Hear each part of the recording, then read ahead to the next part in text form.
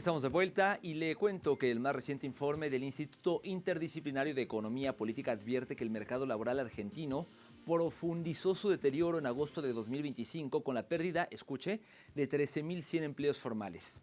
La contracción del empleo golpeó con más fuerza al sector privado, que redujo 10.600 puestos frente a los 1.700 eliminados en el ámbito estatal, en un escenario marcado por la desaceleración económica y el ajuste del gasto público. Las casas particulares permanecieron prácticamente estancadas, aunque arrastran una caída interanual del 2,3%. En total, el país registró 10.078.000 asalariados formales, cifra que se ubica en 224.000 por debajo de noviembre de 2023.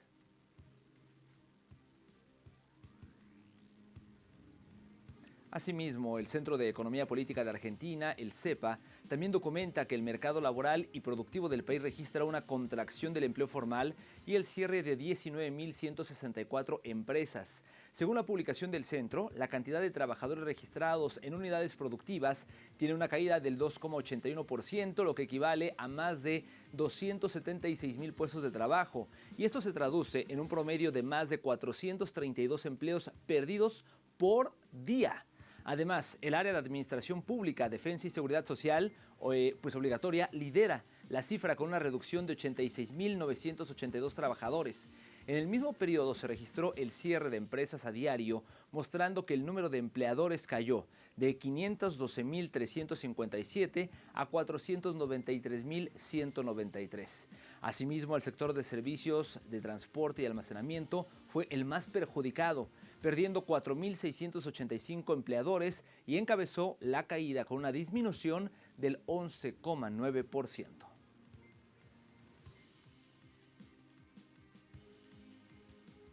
Le platico ahora que la política económica del gobierno ultraderechista de Javier Milei profundiza la crisis industrial en Argentina, mientras transnacionales y empresas locales reducen operaciones, cierran plantas o buscan desprenderse de sus activos.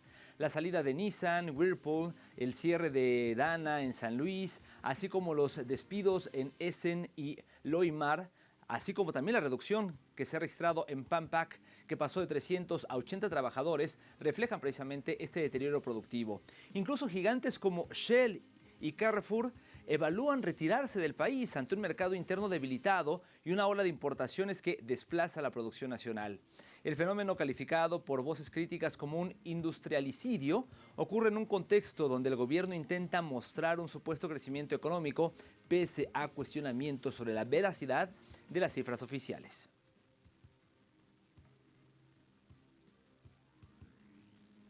De igual manera, el país atraviesa una profunda contracción en la productividad marcada por el cierre masivo de las empresas en combinación con la pérdida acelerada de empleos.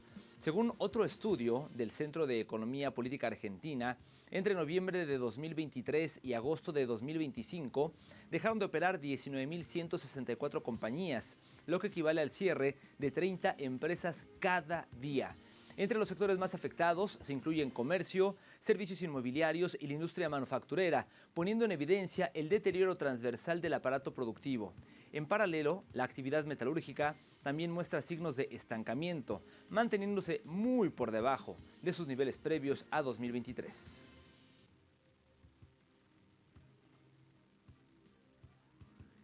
Y es que el cierre masivo de empresas, la aceleración de despidos y la inflación que abruma al país se combinó con un descenso del salario real. Vamos a ver algunos detalles. En septiembre, el índice de salarios del INDEC mostró retrocesos del 0,7% en el sector privado y del 0,9% en el público. El salario mínimo vital y móvil acentuó esta tendencia al caer 2,3% en octubre, acumulando un desplome del 35% desde 2023 y ubicándose por debajo del nivel previo a la crisis de 2001. La situación evidencia la presión que enfrentan los trabajadores, con un poder adquisitivo cada vez más erosionado. El retroceso del empleo alcanzó a 8 de 13 ramas de actividad, con intermediación financiera, minería e industria entre los sectores más afectados.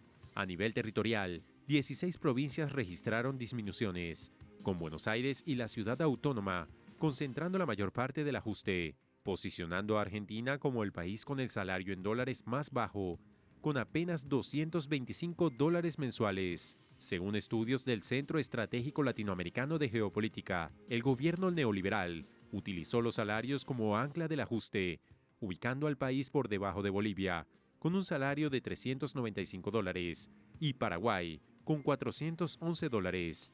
La Facultad de Ciencias Económicas de la Universidad de Buenos Aires alerta que el poder adquisitivo es inferior al de la crisis de 2001, con una pérdida acumulada del 34% desde que Milei asumió la presidencia, mientras la inflación mensual supera el 2%.